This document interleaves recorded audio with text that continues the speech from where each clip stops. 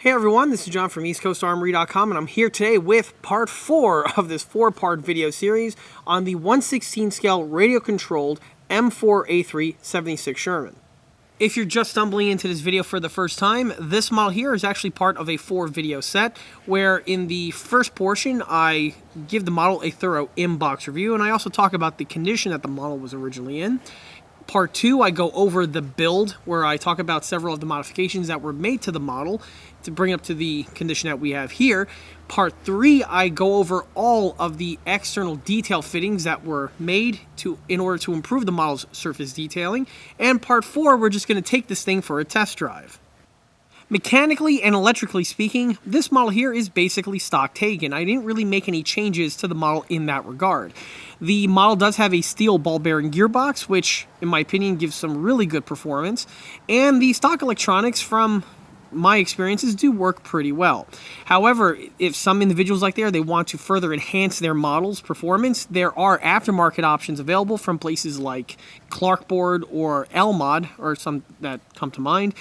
With those systems, you do have more capabilities compared to the stock configuration that we have here. And if anyone is interested in exactly what do those systems offer, there are lots of other YouTube videos out there that go into that information in more depth.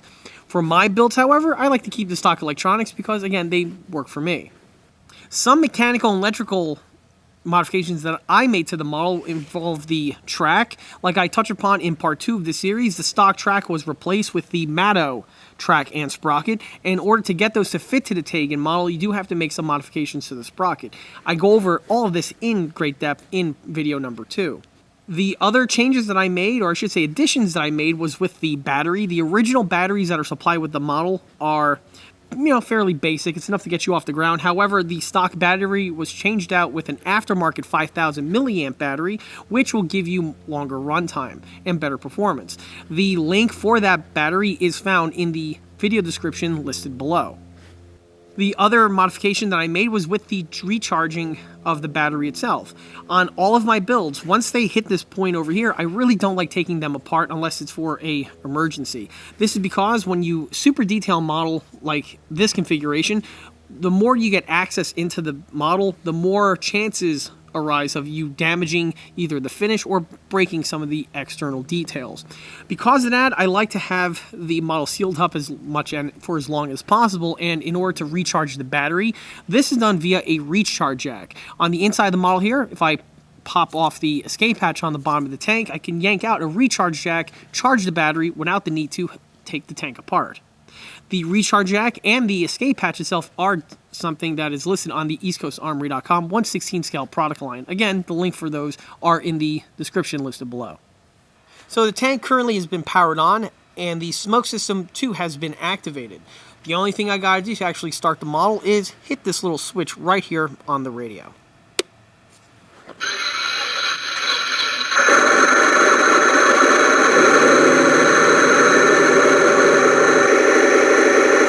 Just like on all the Taigen models, this stick here is purely dedicated for drive. So forward, reverse, left and right. The tank does have a proportional drive speed controller, and the speed controller is patched into the sound card. However, one thing about these Taigens is that when you throttle up, it takes a bit of throttle in order for the sound system to actually activate, and this is deemed to be a ding by some individuals out there. If I show, you'll get an idea.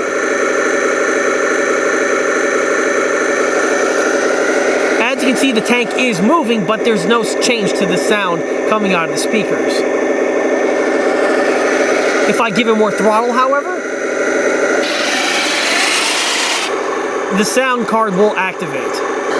The throttle is also patched into the smoke system, and the more throttle you get, the more smoke you do emit from the smoke generator. On this side over here, this stick is just for the turret functions.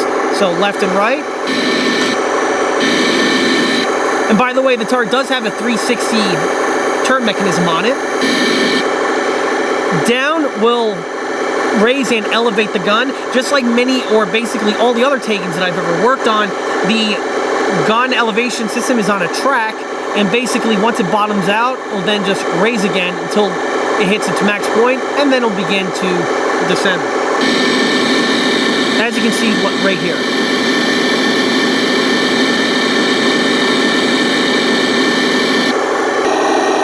Moving the stick upward will fire the airsoft gun.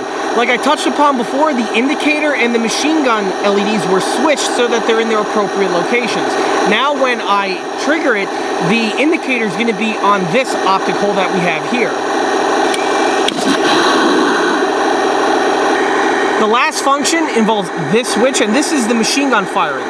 Also, like I touched upon before, this tank has two machine gun firing LEDs, one for the Bow M1919 and the other one for the Coax 1919. Also, like I touched upon in earlier videos, both of these units have the new ECA3 printed detail face on them, and with the way that set's designed, you have the LEDs mounted behind them, so that when you trigger it, you still get the gun flash, but you also get the appropriate detailing.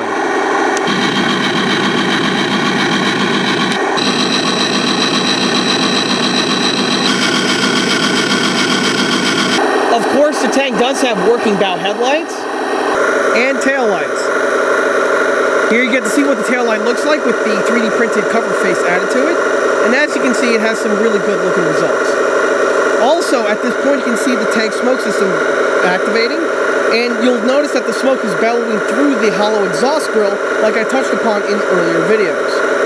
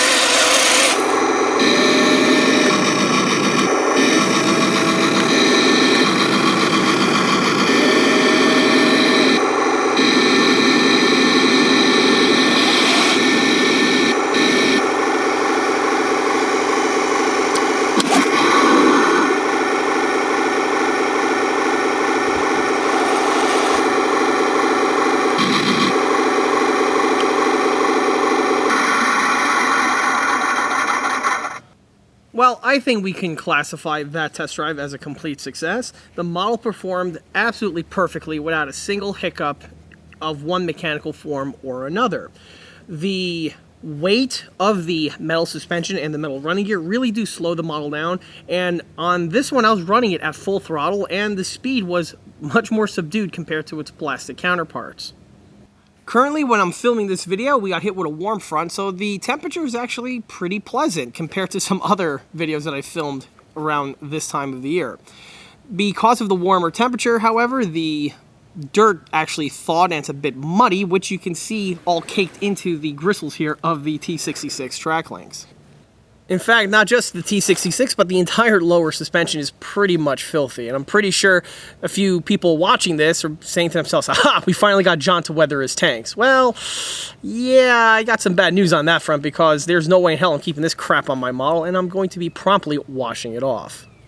So let's go ahead and cut back to the studio where I could get this video wrapped up.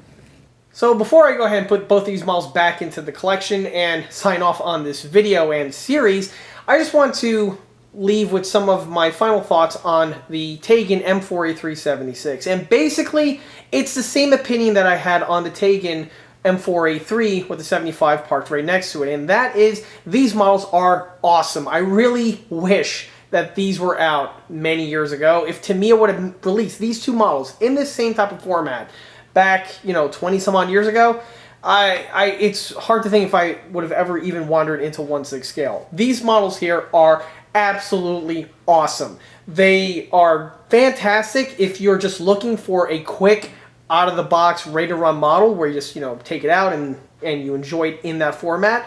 Or if you want to take the model and enhance it further, like I did here with these two. And with that, I believe I've thoroughly talked enough about both of these tanks here, and as well as just this topic in general. And so, with that, it's time to sign off on this video series for the 1/16 scale radio-controlled M4A3 76 Sherman. If you like this video, be sure to subscribe to this channel, where it's a great way to keep up to date on new posted content, being 1/16 scale radio-controlled videos like this series over here, or the other smaller and larger scale videos that frequently get posted to this channel. Another way to keep in the loop of new posted content is by liking us on Facebook. There, I have more photographs of this particular model, as well as the other smaller and larger scale builds that have been published on this channel in the past. Furthermore, don't forget to swing by eastcoastarmory.com for more 1/16 and 1/6 scale builds and detail components. Thanks again, and I'll be catching you all again on the next one. Take care.